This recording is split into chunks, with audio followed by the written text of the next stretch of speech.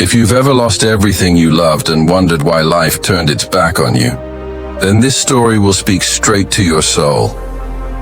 Because sometimes what feels like punishment is actually preparation. Long ago, in a quiet countryside wrapped in golden sunlight, there lived a man named Jacob. His name was spoken with admiration in every corner of the valley. He was rich, not just in gold or land, but in pride. His barns were filled to the brim. His fields shimmered with ripe grain. His servants obeyed his every command. And his house, a mansion of stone and wood, stood high on a hill, as if even it refused to bow to the earth. But for all his wealth, Jacob's heart had grown hollow. When the villagers thanked God for the rain, he said, "Rain? That's my irrigation work." When they praised the harvest, he smiled proudly and said, "That's my hard labor." And when an old priest once told him, "Jacob, all that you have is by the grace of God," he laughed and replied, "Grace? No, Father, I am my own grace." That night, thunder rolled across the sky, a sound so deep it shook his windows. But Jacob didn't pray. He just turned away, convinced that nothing in heaven could ever touch what he had built on earth. He was wrong. The next morning, dark clouds hung low. A strange wind swept through the valley, heavy and still, as though the world was holding its breath. Then, in a single night, everything changed. Lightning struck the edge of his field, setting the dry stalks ablaze. The fire spread faster than the rain could fall. By dawn, his crops were ash. His barns had collapsed. Thieves took what was left, and his servants fled into the night. When Jacob awoke, his world, his pride, his power, his possessions, was gone.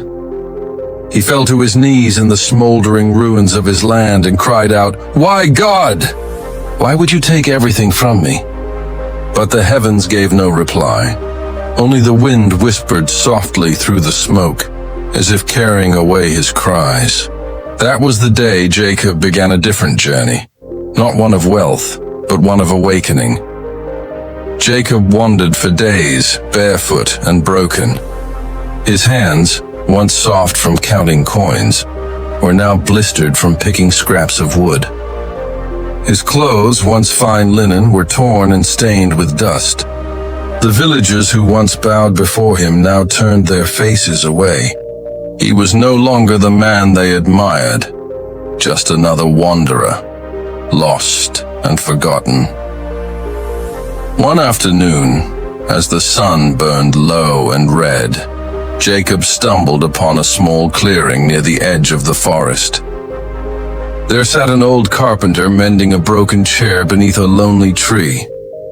His hands were rough, his beard silver like winter frost. He looked up at Jacob and smiled gently. "You look tired, traveler." "Come sit." Jacob hesitated. No one had spoken kindly to him in weeks.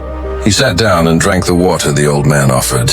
After a long silence, Jacob said, "I had everything, land, servants, gold, and now I have nothing.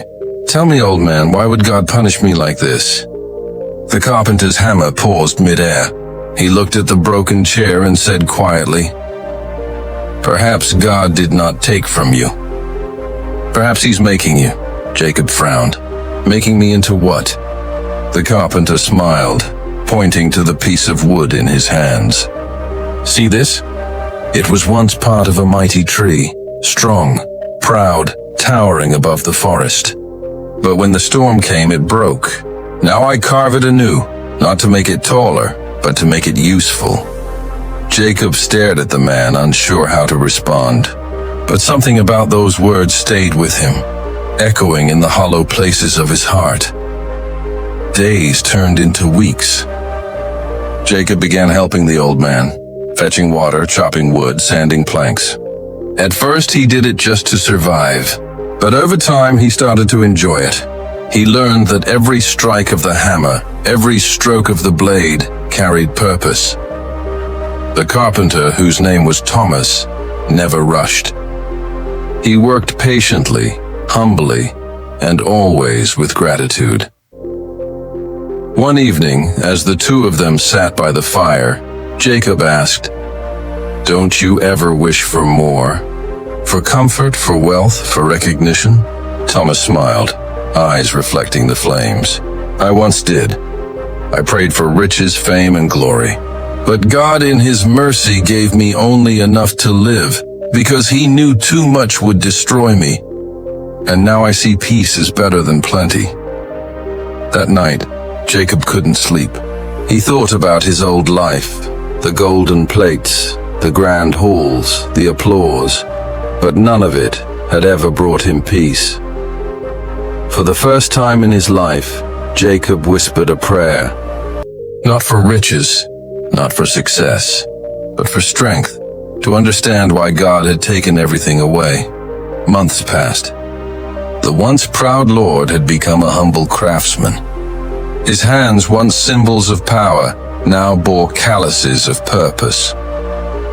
One crisp morning, he woke before dawn and walked to the hill overlooking the valley, the same hill where his mansion once stood. But now, where ashes once lay, he saw green sprouts breaking through the soil. Tears filled his eyes. He sank to his knees and whispered into the wind, "Now I see, my lord, you didn't destroy me. You stripped away my pride so I could see you.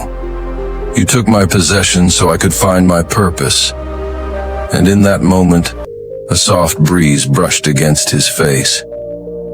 Not fierce, not cold, but gentle, like the touch of grace.